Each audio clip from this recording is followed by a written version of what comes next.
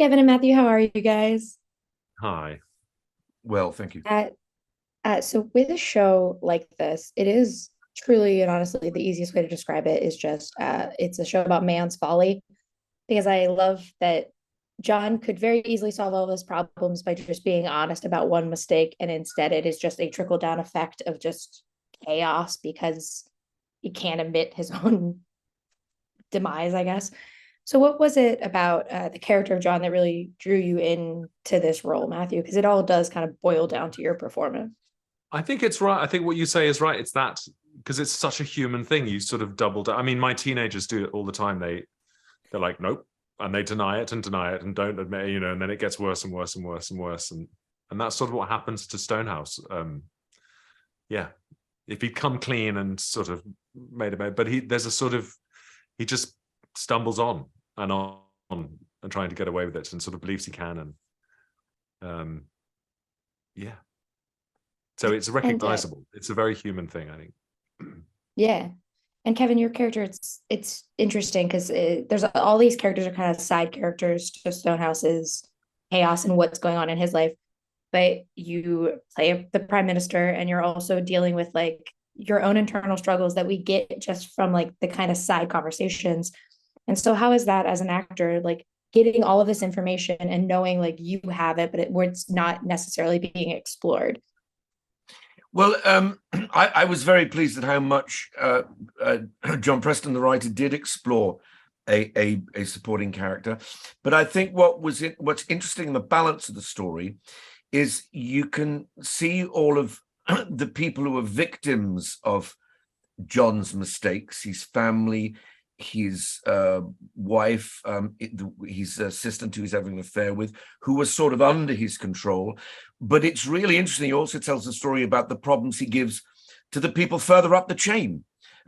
So he's like this mistake in the middle of a whole series of stories that's spreading both ways, that's causing more and more waves of distress and anxiety amongst everybody he touches. And that's one of the truly great parts of the storytelling.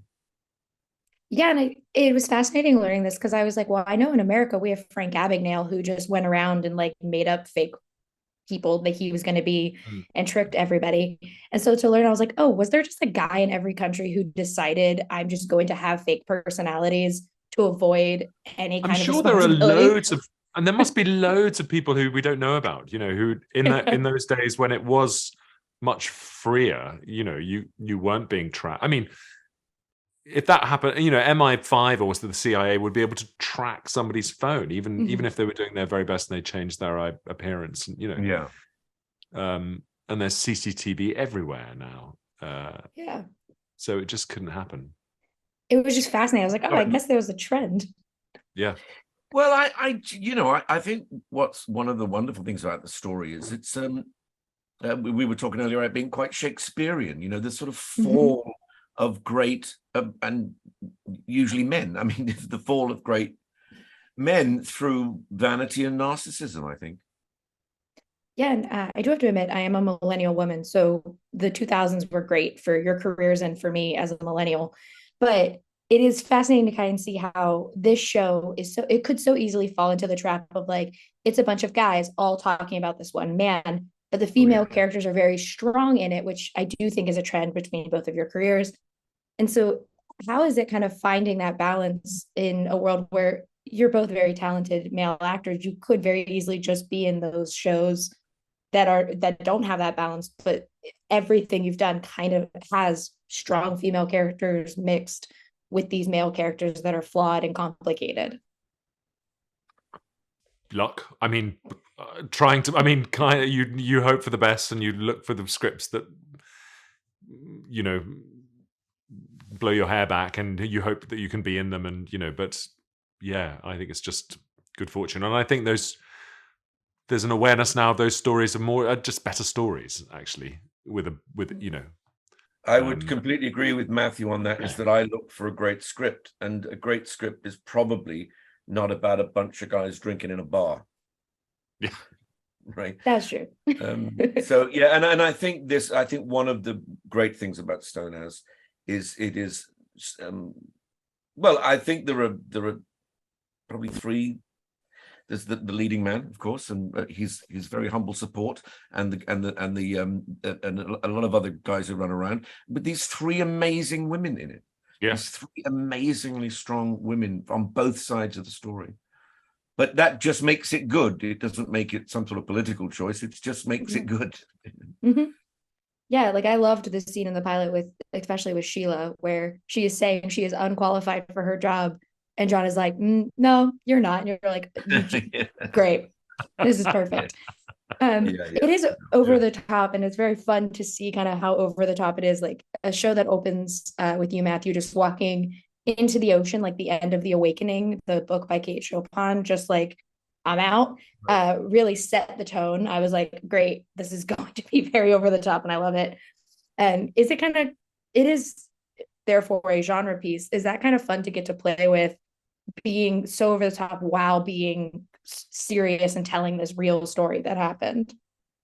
Yes, I think so, because because it's all it's always, life is always bigger than you imagine. I think it's always, it's kind of, I like doing, it didn't feel over the top is what I'm clumsily trying to say. I think, it feels very real, and actually people's reactions are huge often, it doesn't mean that they're, I just loved it. I loved it. I felt and I love that sort of, flipping between the absurdity of it all, the comedy of it, and I thought it was great. I thought it was great fun, and these terrible, and it's written beautifully. It was, the scenes were just lovely to play. John Preston is such a clever writer, and but every scene I would look forward to. I'd think, oh, great, can't wait. Sometimes in scripts you think, okay, this is going to be tricky or not tricky, but this will be tough to sort of work through this. But they were just lovely, lots of little vignettes, and then some really lovely.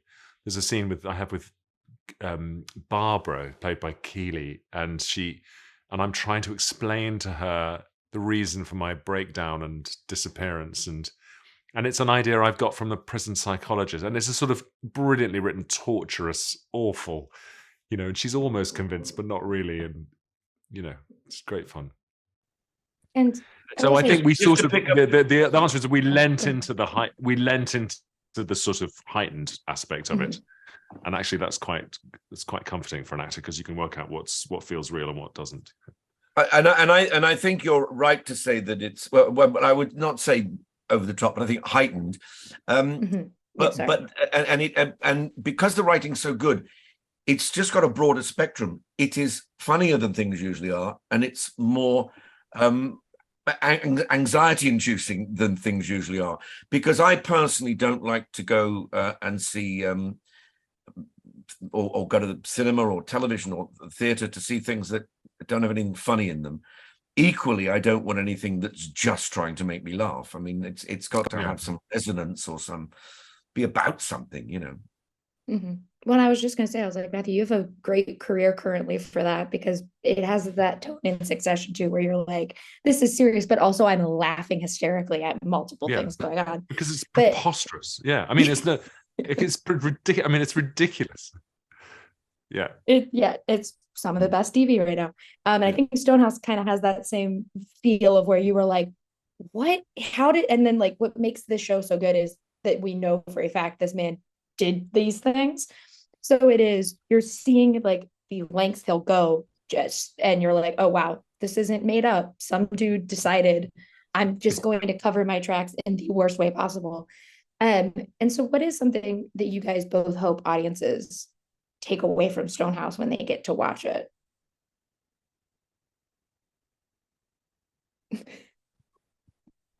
All right, while he's thinking, I think I'm hoping that they will be hugely entertained. Yes. And also, I particularly for younger audiences, to realize what a different world it was in their, well, I would say grandparents' generation. And maybe they might think that they envy the freedoms that we had by not constantly being connected through the ether and the airwaves and the social media and everything, that you could sort of live your own life quietly if you wanted to. It just so happens this guy did a ludicrous amount of things that he couldn't get away with now. But that's something, and also they might think about, what does power and success do to people? It can make them ridiculous. Yep. I agree with everything guys. that my friend has said then. Thank you guys so much. I do not say this lightly. Both of your careers have meant the absolute world to me. So it was a joy to get to talk to you guys. And I can't wait for people to get to see Stonehouse. Thank you.